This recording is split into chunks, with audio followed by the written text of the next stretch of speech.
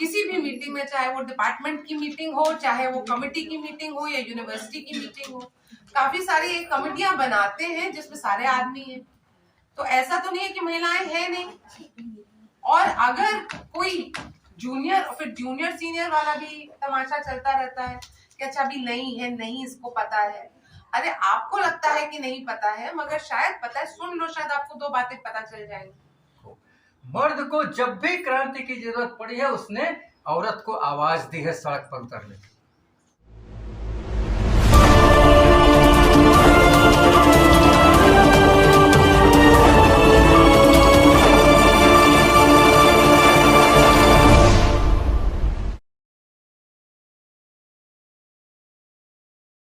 नारीवाद चिंतन है या जो नारीवाद अध्ययन है वो तो हम क्लास में करते हैं, मगर कुछ चीजें जो मैंने यहाँ पे आने के बाद शुरू की, क्योंकि मुझे लगा कि उसकी एक बहुत बहुत गरीबी है। कहते हैं, हम लोग कहते हैं अंग्रेजी में पॉवर्टी ऑफ थॉट। क्योंकि राजनीतिक विज्ञान विभाग में हूँ, राजनीति पढ़ाती हूँ, राजनीतिक चिंतन पढ़ाती हूँ। तो एक चीज जो मेरे को बहुत लंबे समय से खटक रही थी, तब से खटक रही थी जब मैं खुद एक स्टूडेंट थी बीए की, कि जब हम ये चिंतन पढ़ते हैं, जब हम महत्वपूर्ण आइडियाज पढ़ते हैं कि कौन है जिन्होंने इस देश को बनाया, तो उसमें सारे के सारे चिंतक सारे पुरुष हैं। चाहे वो गांधी हो, चाहे वो टैगोर हो, चाहे वो तिलक हो। बाबा साहेब बहुत लंबे समय के बाद आते हैं, बाबा साहेब आ गए उन महान शेपर्स में। मगर एक जो बहुत बड़ी समस्या मुझे लगा कि महिलाएं कहाँ हैं। ऐसा तो नहीं है कि महिलाएं थी नहीं, महिलाओं ने भी उतना ही योगदान किया। महिलाएं तो हमेशा से ही काम कर रही, पर कभी हमारा इतिहास लिखा नहीं है। और एक विडंबना ये है स्थिति की कि महिलाओं का इतिहास भी महिलाओं ने ही लिखा। आप इतिहास को उठा के देख लीजिए, हम लोग पढ़ते हैं, बहुत कम आदमी हैं जिनको लगता है कि महिलाओं का इतिहास लिखना जरूरी है। अब प्रश्न ये आता है कि जब हम महिलाओं को लुप्त कर देते हैं इस इतिहास में, तो आप क्या समझाना चाहते कि क्या कर रहे थे हम लोग? बच्चा पैदा कर रहे थे, घर संभाल रहे थे और काम कर रहे थे, क्योंकि इसको तो काम ही नहीं समझा जाता है। और जो महिलाओं ने लिखा उसको कभी महत्वपूर्ण नहीं समझा गया। तो एक जो बहुत बड़ा हिस्सा मेरे शोध का था वो था इन महिलाओं को ढूंढना। तो मैं राजनीतिक चिंतन को महिला चिंतकों के द्वारा से लिखने की की कोशिश कर रही हूँ। काफी असफलताएं हुई शुरुआत में, मगर अब बहुत तेजी से ये काम हो रहा है। और फिर सिर्फ ये काम करना नहीं, क्लास तक लाना है। अब बीएचयू कोई बहुत अलग जगह नहीं है, बाकी विश्वविद्यालयों की तरह है। एक पितृसत्तात्मक ब्राह्मणवादी यूनिवर्सिटी है। और हर डिपार्टमेंट, हम सामाजिक विज्ञान संकाय से हैं, और आप हर विभाग में देखते हैं कि ये जो पितृसत्तात्मक सोच है वो कैसे इम्पोर्टेंट हो, वो कैसे एक बुनियाद बन जाती है।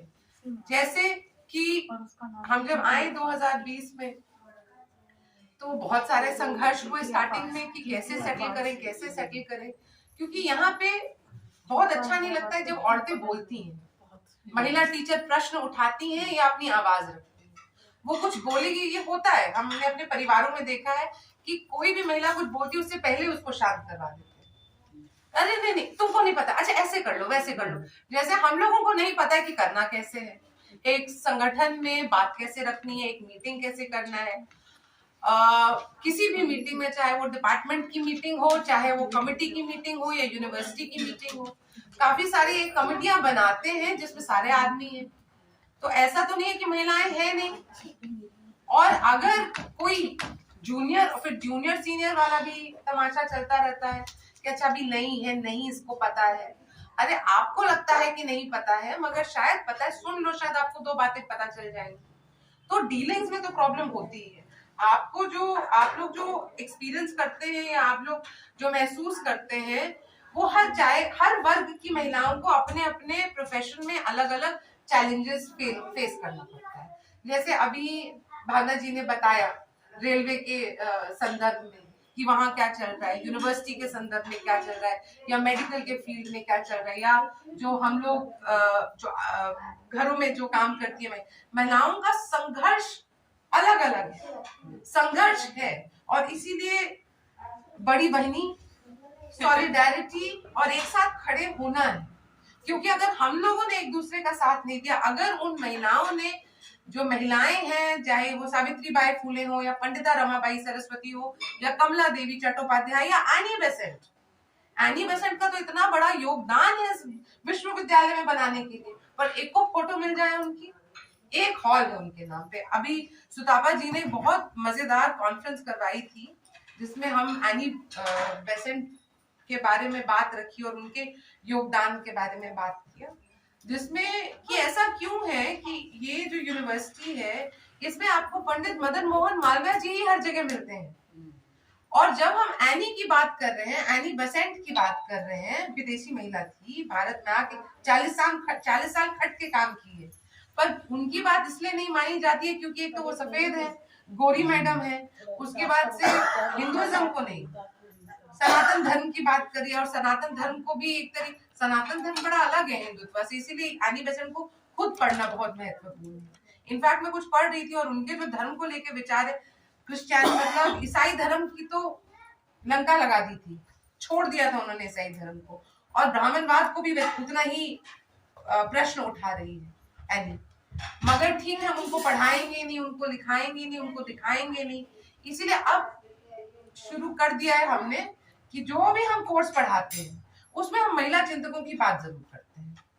आपने तो अपने सिलेबस बना दिए, आपने अपना पाठ्यक्रम बना दिया जिसमें आपने उनको लुप्त कर दिया, पर जब हम पढ़ाते हैं तो हम इन सबको जरूर पढ़ाते हैं, एक कटाक्ष के रूप में, एक बातचीत के रूप में, ताकि जो लड़कियां हमारे क्लास में बैठी हैं उनको भी ये पता चले कि हमारा भी इस देश के निर्माण में कितना योगदान रहा है, हमारी अम्माओं का, हमारी चाचियों का, हमारी दादियों का, हमारी नानियों का, जिनका कोई इतिहास नहीं लिखा है, क्योंकि संघर्ष तो उन्होंने भी किया है।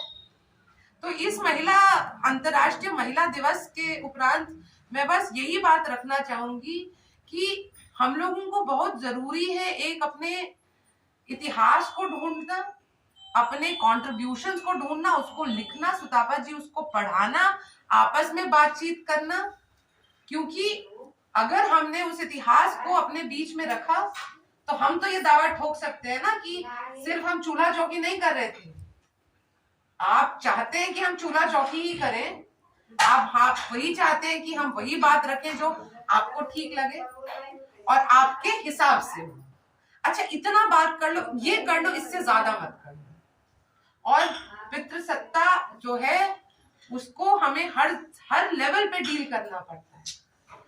जैसे अभी अपर्णा जी ने कहा कि जैसे दो अभी जो फिलहाल में मुख्य घटनाएं हैं, जैसे हाथरस कांड के आरोपियों को बरी कर दिया जाना और बिल्किस बानो केस में, तो मुझे ये थोड़ा सा एक ध्यान आ रहा था कि एक समय ऐसा था कि एक अंग्रेजी की एक लड़की ने ये कह दिया था कि वॉर जो है एक तरीके से मतलब उसमें देशभक्ति का मामला नहीं है, बल्कि उसमें मतलब उसके पिता की मृत्यु हुई थी कि किस तरह से स्टेट उसको ऑपरेट कराता है और उसमें लोग शहीद बना दिए जाते हैं। तो उसको मतलब पूरा एक जो गुंडा गैंग था उसने उसको थ्रेट किया कि उसकी बॉडी को वायलेट किया जाएगा।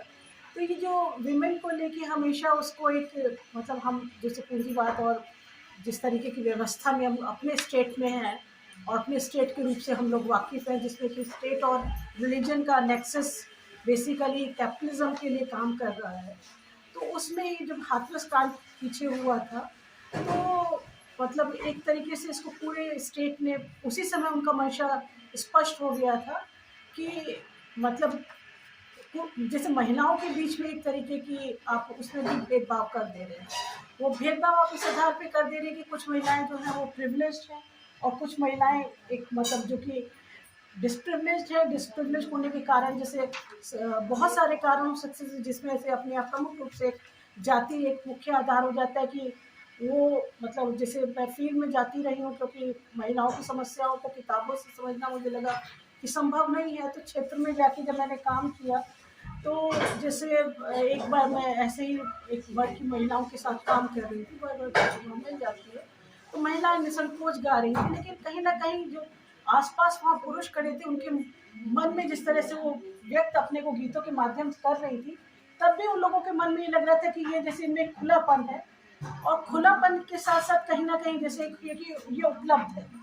तो ये जो भाव महिलाओं के प्रति कुछ जाति वर्ग की महिलाओं के प्रति एक हमारे यहाँ पूर्वाग्रह है कि उसको आप अवेलेबल मान लेते हैं, और उस अवेलेबल मानने के कई तरीके हो सकते हैं उसके, जिसमें कि जैसे हाथरस केस में जो रहा कि मतलब एक बहुत सारे जैसे ट्रैप्स होते हैं, उसमें एक ट्रैप प्रेम का भी हो जाता है, और फिर उसमें उस बॉडी को आप एक तरीके से वॉयलेट करते हैं।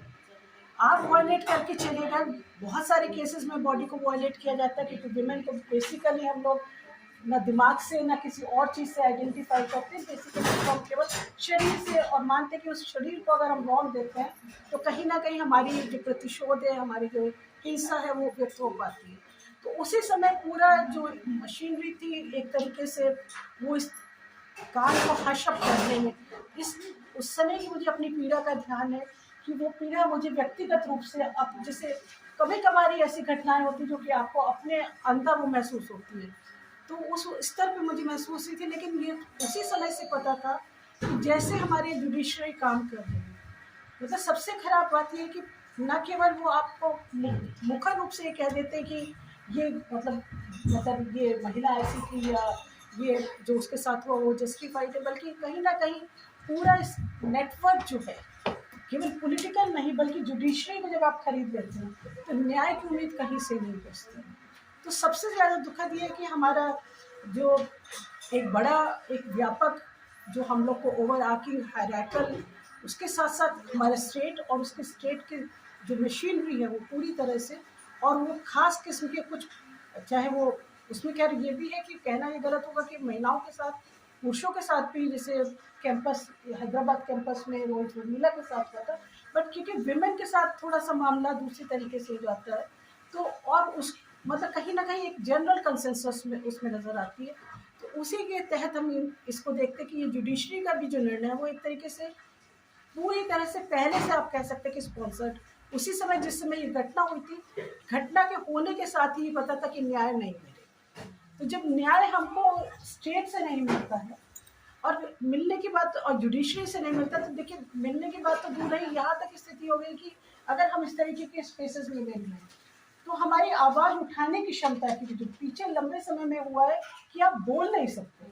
कुछ चीज़ें ऐसी थी जो हम लोग क्लास में बेधड़क बोलते थे, मतलब विचारों को व्यक्त करने में कभी हम लोगों ने अपने छिपाया नहीं, कभी अभिव्यक्ति की कोई ऐसी दिक्कत भी नहीं थी, लोग सहमत हुए या ना सहमत हुए, लेकिन एक अध्यापक के रूप में हम अपनी बातें हमेशा रखते रहे थे, क्योंकि हमारा मकसद था कि कुछ बच्चे तो ऐसे होंगे जो उस पक्ष को समझें।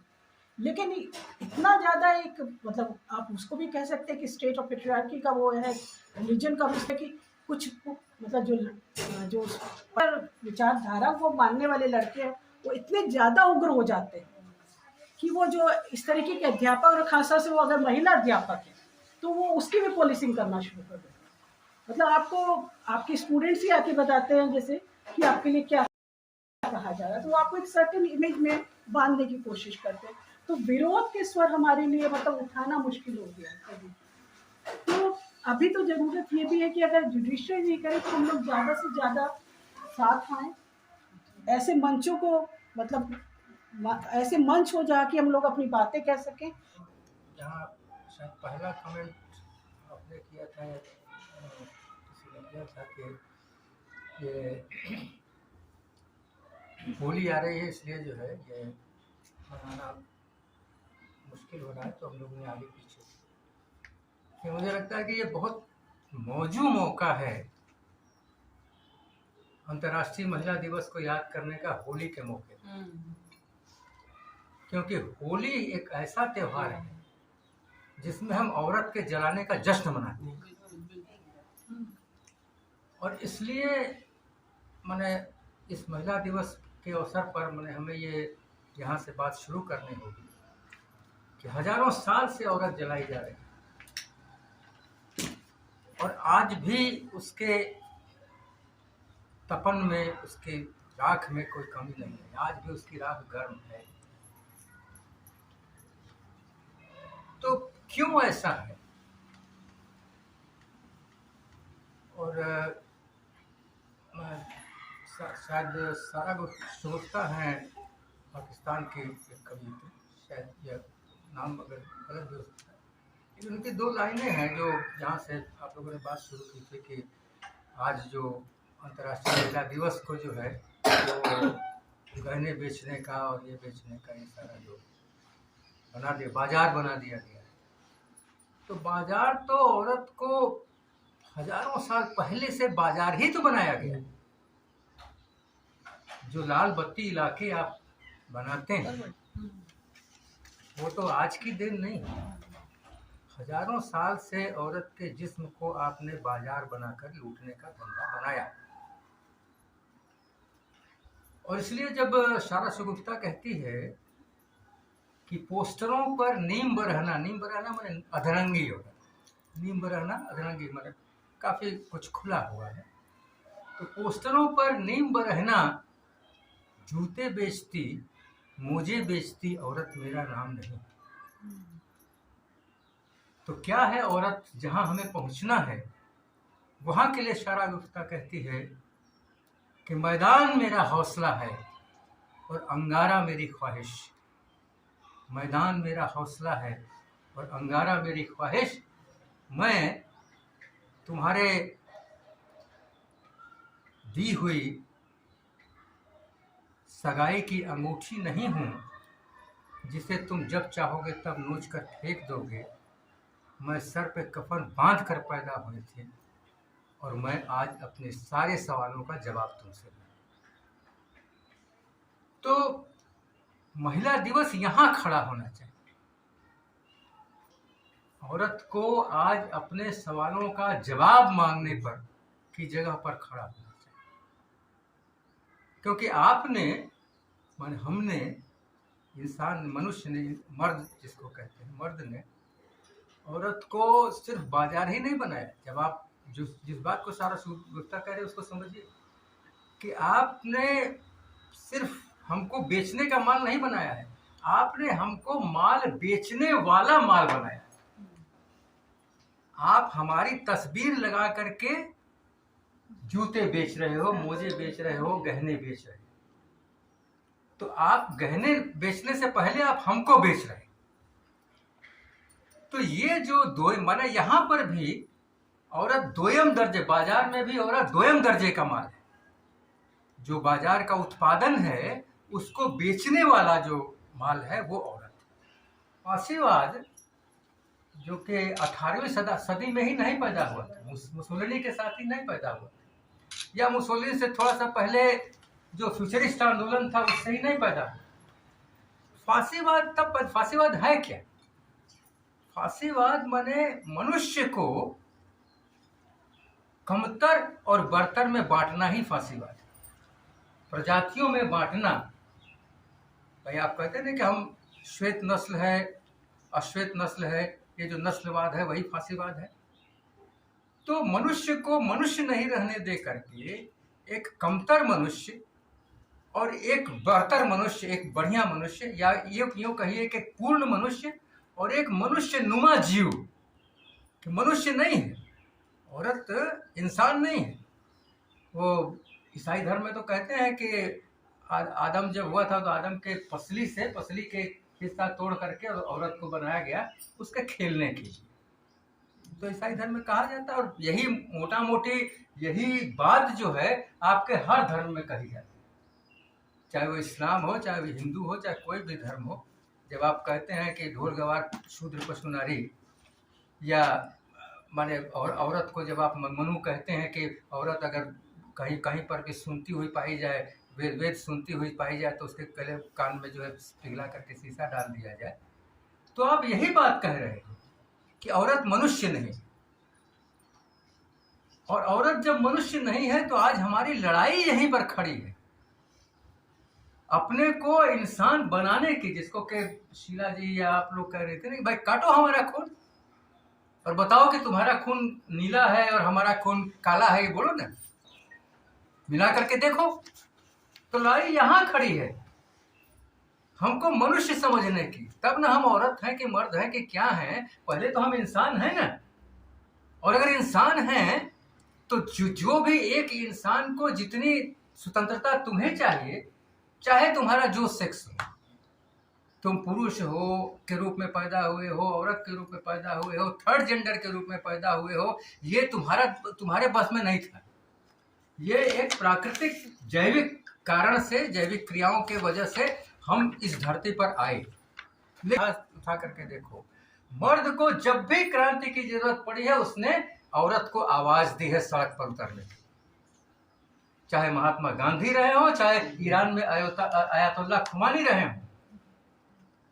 आयतुल्लाह खुमानी ने ईरान की क्रांति के बाद एकदम स्पष्ट कहा था कि अगर औरत हमारे साथ नहीं होती तो ईरान की क्रांति नहीं होती। ये खुमानी के शब्द। और आज महिलाओं ने 8 तारीख की तैयारी की है कि परसों जब वो जलाने का उत्सव मनाया जाएगा तब वो इसके प्रतिरोध में पहले से ही खड़ी रहेंगी। ये भारत में ऐसा है कि होली एक बड़ा आयोजन है और लोक में बहुत प्रचलित है, लेकिन महिला के जलाने का मसला अब धीरे धीरे कुछ लोग जब ये आंदोलन चल रहे हैं हाशिए की तरफ के, तब ये सवाल आया कि महिला को जलाने का जो उत्सव है वो हमको क्यों मनाना चाहिए। अभी महिलाओं की तरफ से नहीं आया मामला इस तरीके का। महिलाओं ने ये सवाल नहीं उठाया कि होलिका को क्यों जलाया जाए, बल्कि अभी मैं आ रहा था इधर से तो देखा बहुत सारी महिलाएं जो होलिका जलाई जाएगी उसमें कुछ चढ़ा रही थी। और ये पूरा उत्सवीकरण जो है एक स्त्री के जलाने का, वो महिलाओं के दिमाग में कभी आया ही नहीं। उन्होंने कभी सवाल ही नहीं किया कि ऐसा कोई त्यौहार कैसे हो सकता है कि एक महिला जला दी जाए और अगले दिन उसको रंग फेंक कर एक दूसरे पर सेलिब्रेट किया जाए। ऐसी बहुत सारी विडंबनाएं भारतीय इतिहास में हैं। जैसे मैं डूंगरगढ़ के इतिहास के बारे में एक बार पढ़ रहा था, तो वहाँ जिस दिन वहाँ का जो भील राजा था उसको मारा राजपूतों ने धोखे से, उसके अगले दिन ही उन्होंने अपना जो ताजपोशी की वो 800 साल से उन्हें चल रहा है ये कार्यक्रम, और 800 साल से भीलों का जो नायक था, जो भील उसके मैंने फॉलोअर रहे होंगे, वो खुद भी उसमें नाचते गाते हैं, ढोल बजाते हैं, तमाम सारी चीज़ें। तो गुलामी का हमारे भीतर इतना ज़्यादा मैंने एक तरह से कहिए कि उसको भर दिया गया है कि हम ये कभी फ़र्क ही नहीं कर पा रहे हैं कि जो हमारे इस तरह की चीज़ें हैं लोक में प्रचलित हैं वो दरअसल हमारी किस मानसिकता को दिखाती हैं और हम इस पर चुप क्यों हैं। महिलाओं को बोलना चाहिए कि होलिका क्यों जलाई जानी चाहिए। दूसरी चीज़ इसके बारे में तमाम सारी कहानियाँ, तो मैं दरअसल उस चीज़ को दर्ज करने के लिए लगातार मैंने पूर्वांचल में भी घूम रहा हूँ। यहाँ भी पूर्वांचल का एक हिस्सा है जो आया था, बहुत महत्वपूर्ण लोगों ने अपनी बातें रखी, बहुत अच्छी तरीके से बातें रखी, और मैं उनका डॉक्यूमेंटेशन करके रखूँगा कि हमारे समय में इस तरह से महिलाएं बातें कर रही थी, सोच रही थी, और कुछ सवाल थे जो आसपास थे लेकिन छूट रहे थे। स्वाभाविक भी है क्योंकि हम बहुत सारी दुनियावी चीज़ों को और तथ्यों को और घटनाओं को जोड़ के एक थ्योरी, एक आख्यान बनाते हैं। बहुत सी चीज़ें छूटती हैं, लेकिन हमारे आसपास की वो चीज़ें अगर नहीं छूटें, अगर यह चीज़ जैसे अभी जाति का सवाल उठा, मैं समझता हूँ कि जाति व्यवस्था महिलाओं के भीतर, महिलाओं का जो महिलाएं जिस तरीके से जाति व्यवस्था का शिकार हैं, इतना भयानक स्वरूप दुनिया के किसी और देश में नहीं होगा। एक मैंने कहानी लिखी थी बहुत पहले, अंतर्वस्तु, उसमें जो एक कैरेक्टर है, दलित कैरेक्टर है, तो उसने कहा कि आज तक किसी सवर्ण महिला का रेप क्यों नहीं हुआ। दुर्घटनावश होगा, जैसे दिल्ली में बस में हुआ था निर्भया कांड, उस तरीके से कुछ दुर्घटनाएं हो सकती हैं। वर्क प्लेस पर जो छेड़छाड़ या मैंने मॉलेस्टेशन होता है उसमें सवर्ण महिला उसका शिकार होगी, लेकिन सामूहिक बलात्कार का शिकार वो क्यों नहीं हुई, ये सवाल हमारे सामने क्यों नहीं उठा भारत में। क्योंकि ये जाति व्यवस्था की मजबूती का और उस मजबूती को के प्रति हमारी सहृदयता का परिणाम है। तो इस सहृदयता को अगर हम तोड़ेंगे नहीं तो कैसे हम जो है एक नए समाज को बनाने की तरफ चलेंगे।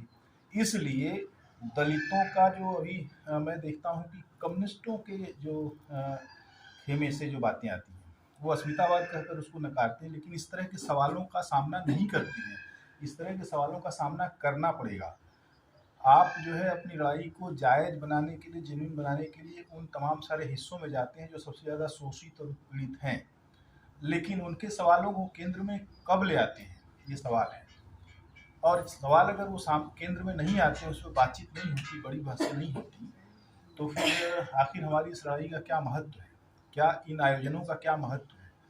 तो हमारे सामने बिखरा हुआ जो समाज है जिसके बारे में बीके सिंह भी कह रहे थे कि सभी अपने अपने दुखों से वाबस्ता हैं, लेकिन दूसरे के दुखों को सामूहिकता जब तक नहीं आएगी तब तक बात नहीं बनेगी। तो हम समझते हैं कि सामूहिक पाठ भी आसानी से नहीं तैयार होता, उसमें भी बहुत सारे ऐसे पक्ष आएंगे जिसको हम असहमति के साथ करते हैं। अब जैसे आप देखिए, जलाने का ही मामला है, अभी निर्भया कांड और ये जो हाथरस कांड का फैसला 4 दिन पहले आया, उस लड़की के बारे में उसका कोई मामला ही दर्ज नहीं हुआ। ऐसे लगता है कि सारी चीज़ें तय थी कि हमको किसको बचाना है। और वहाँ जाति व्यवस्था देख लीजिए, पिछले दिनों एक रिपोर्ट मैंने हिंदू में पढ़ी, तो 1 साल होने के बाद वो क्या किया, इन लोगों ने उत्पीड़न का तरीका देखिए। और वो देख रहे हैं कि पुलिस वहाँ ऐसी डटी हुई है, उन्होंने कुछ और नहीं किया, उन्होंने पूरे गांव का गोबर उसके घर के सामने ले गए और वहाँ रखा। बरसात हुई, वो गोबर सड़ गया, और सड़ने के बाद जो बदबू थी उससे उस घर के लोगों को कितनी असुविधा होगी। मैंने बाकी तो और दूसरी तरह की असुविधाएं थी ही, लेकिन ये गांव के उत्पीड़न का एक तरीका था कि उनको गोबर में डुबा दो। तो इस तरह की जो चीजें हैं, जलाए जाने की घटना को लेकर हमारे जलाए जाने की कितनी घटनाएं हमारे कम से कम देश भर में होती हैं। अगर उसका एक इतिहास लिखा जाए, महिलाओं के ही जलाए जाने का, जैसे दहेज के और दूसरी चीज़ों के बारे में हम अखबारों में पढ़ते हैं, लेकिन और भी तमाम सारे कारण हैं जिसमें महिलाएं जलाई जाती रही हैं। और इतनी महिलाएं हैं जिनके बयानात अगर दर्ज किए जाएं तो दुनिया की कोई उससे बड़ी पोथी नहीं हो सकती। तो उन चीज़ों की तरफ हम जो है जाएं, और उसको भी अपने पाठ में हमको शामिल करना पड़ेगा। और ख़ास तौर से ये कि जो लोग कभी सामने नहीं आए, जैसे श्री गोवर्धनपुर में मैं तो जानता हूँ, ये जो हैं हमारे रिश्तेदार ही हैं ये सब लोग, हमारी तो ननिहाल वही है, हिरानी जहाँ की बात कर रही थी, मैं सुन रहा, मैं जानता हूँ सबकी, एक ने बचपन मेरा बीता 50 साल पहले मैं वहाँ कैसे जो है वो अहीर लोग जो है हमारे ननिहाल के लोग कहते थे, जब ये मानव एक समान जब आता था ना जुलूस, तब वो कहते थे मारो मारो एक चमार। ये घृणा थी, ये घृणा थी। और जब मैं पहली बार दिल्ली गया उसके बहुत साल के बाद, तो उन्होंने किसी मित्र ने पूछा रैदास को जानते हो, तो मैं पहले सोचने लगा कि कौन रैदास, फिर मुझे ख्याल आया कि वो तो हमारे ननिहाल में हैं। तो फिर उन्होंने उनकी कविताएं दी, और मैं कविताएं जब उनकी पढ़ी जाती व्यवस्था पर, दूसरी चीज़ों पर, तब मुझे समझ में आया कि ये कितने बड़े कवि थे और हमारे आसपास थे, लेकिन हम क्यों नहीं जानते कि जाति थी।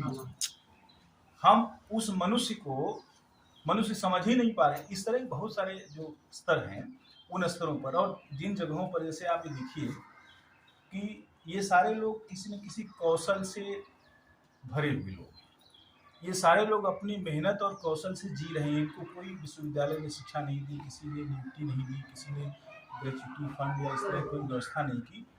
ये और ऐसी जमातें भरी हुई, महिलाओं की जमातें चाहे पुरुषों की जमातें, लेकिन वो भरे हुए, और उनको गुलाम बनाने वाली जो जमातें हैं वो भी जाती हैं, उसी में कुछ उदार भी हैं। अब ये तमाम सारी ऐसी चीज़ें हैं जो थोड़ी जटिल संरचना के बावजूद एक नई सूरत बनाएंगी। एजुकेशन के लिए आर्ट्स है, लेकिन एजुकेशन को फैसिलिटेट करने के लिए हमारे समाज किस तरीके से प्रावधान दे रहे, माता पिता क्या दे रहे हैं, हमारे स्टेट क्या दे रहे हैं, तभी जाके एक महिला आगे आ सकती है, एक बच्ची आगे आ सकती है। और जैसे बहुत छोटे छोटे मेंस्ट्रुअल हाइजीन है या सैनिटरी डिस्पेंसिंग मशीन, जैसे आप इंस्टीट्यूट में है, आपके मतलब मेंस हो गया, तो आप किससे मांगेंगे, तो यू फील हेजिटेट। अगर उस टाइप की मशीन है तो आप खुद ही उसको लेके उसको यूज कर सकते हैं। तो ये सब छोटे छोटे चीजें हैं, लेकिन कोई सचेतना, जो एक अवेयरनेस होना चाहिए नहीं है। और हम लोग को लगता है कि हम लोग जॉइंटली इसको लेके ये सारे जो इश्यूज है, इंस्टीट्यूट में महिलाओं को शिक्षित करने के जो फैसिलिटी होना चाहिए, उसके लिए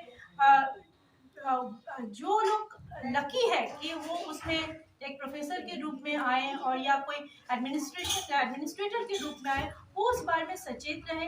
क्योंकि अगर हम लोग सोचेंगे कोई दूसरा करेगा, कोई दूसरा नहीं करेगा, हम लोग को खुद ही करना है, और हम लोग को खुद ही इशू उठाना है, और उस इशू में कैसे उसको एग्जीक्यूट किया जाए उसके लिए हम लोग को खुद ही करना पड़ेगा। तो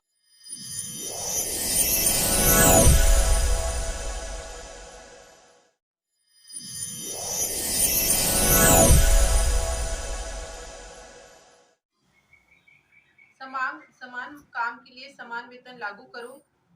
मध्याह्न भोजन कर्मी, आशा, आंगनबाड़ी, सफाई कर्मी समेत सभी का नियमितीकरण करो। न्यूनतम वेतनमान लागू करो। मनरेगा में वर्ष 200 दीर्घ की रोजगार पाने की प्रक्रिया को सरल बनाओ। विधवा वृद्धा महिलाओं को न्यूनतम 5,000 रुपए की पेंशन दो। बिल्किस बानो को न्याय दो। अभिव्यक्ति की स्वतंत्रता पर हमला बंद करो। नेहा सिंह राठौड़ को दिया गया नोटिस रद्द करो। झारखंड समेत देश के अन्य हिस्सों में अडानी द्वारा हड़पी गई गरीबों की जमीन वापस करो। गरीबों को मुआवजा दो। 8वीं हमारी मांग है महंगाई पर रोक लगाओ। रसोई गैस की कीमत 500 रुपए फिक्स करो। संगठित असंगठित सभी कामकाजी महिलाओं को माहवारी छुट्टी प्रदान करो। न्यायालयों में न्यायाधीशों अन्य कर्मचारियों की पर्याप्त संख्या संवेदनशीलता बढ़ाओ। न्यायालयों पर सरकारी नियंत्रण की कोशिश बंद करो। ये 10 मांगे अथवा की तरफ से राष्ट्रीय कार्यालय